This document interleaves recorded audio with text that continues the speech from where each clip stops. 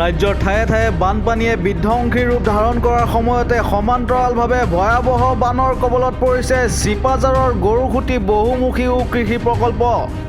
ব্ৰহ্মপুত্ৰৰ বাঢ়নি পানীয়ে নিশাৰ ভিতৰতে বুৰাই পেলায় কৃষি প্ৰকল্পটোৰ শ বিঘা কৃষিভূমি।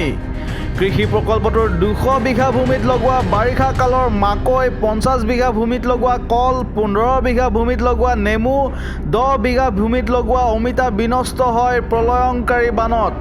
একেদৰে সমষ্টিটোৰ বৃহত্তৰ চৰ্চাপুৰী অঞ্চলো পৰিছে বানৰ কবলত। News desk report, any Assam 24/7। হয়, যোৱাকালিৰ পৰা যি ব্ৰহ্মপুত্ৰৰ জলস্তৰ বৃদ্ধি পালে অস্বাভাৱিকভাৱে, তাৰ ফলত ডুব গ'ল আমাৰ এই প্ৰকল্পৰ নামত আবণ্টিত এই 6500 বিঘা যি ভূমি আছিলে, সম্পূৰ্ণ বৰ্তমান আমি পানীৰ তলত ডুব গৈছে। আৰু তাৰ লগতে আমাৰ যিসমূহ প্ৰায় বানপানীৰ আগতে কিছু কৃষি কৰিছিলোঁ, তাৰে অধিকাংশ চপোৱা হৈছিল, যদিও শেহতীয়াভাৱে 60 বিঘা মাটিত আমাৰ মাকৈ, ছিঙি থোৱা মাকৈ চপাব আছিলে। আৰু গছত প্ৰায় আমাৰ 140 বিঘামান মাটিত আছিলে, প্ৰায় 200 বিঘা মাটি আমাৰ বৰ্তমান এতিয়া এই পানীৰ তলত গৈছে মাকৈ খেতিৰ ভিতৰত। আৰু তাৰ লগতে গৈছে আমাৰ যি নেমু বাগান আছিলে, কল বাগান আছিলে, অমিতা বাগান আছিলে, সেইসমূহ বৰ্তমান পানীৰ তলত গুচি গৈছে।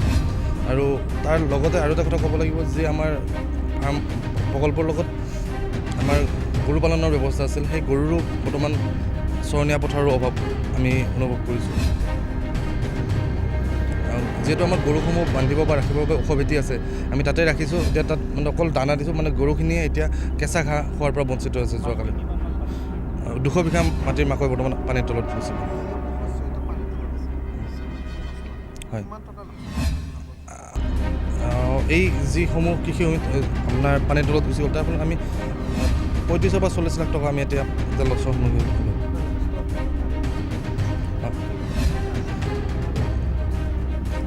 আমাৰ ইয়াতে নিয়োজিত হৈ থকা কৃষকসকল আপোনাক জানে আগৰ পৰা যে সকলো কৃষকে ৰাতি ইয়াতে থাকি তেওঁলোকৰ দিনটোৰ কাৰ্য সম্পাদন কৰে। আৰু সেই ফলশ্ৰুতিতে আজি এই আপোনালোকে দেখিব, এই এক ভয়ানক পৰিস্থিতিৰ মাজতো কৃষি সৈনিকসকলে নিজৰ কেম্প এৰি যোৱা নাই।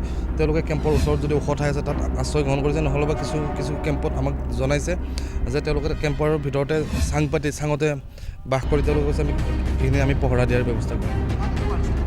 পানী বাঢ়ি ৰাজ্যৰ ঠায়ে ঠায়ে বানপানীয়ে বিধ্বংসী ৰূপ ধাৰণ কৰাৰ সময়তে সমান্তৰালভাৱে ভয়াৱহ বানৰ কবলত পৰিছে চিপাঝাৰৰ গৰুখুটি বহুমুখী কৃষি প্ৰকল্প।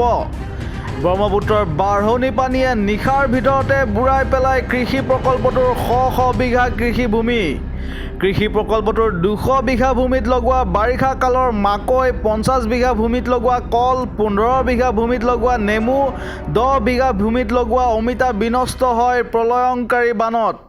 একেদৰে সমষ্টিটোৰ বৃহত্তৰ চৰ্চাপুৰী অঞ্চলো পৰিছে বানৰ কবলত। News desk report, any Assam 24/7।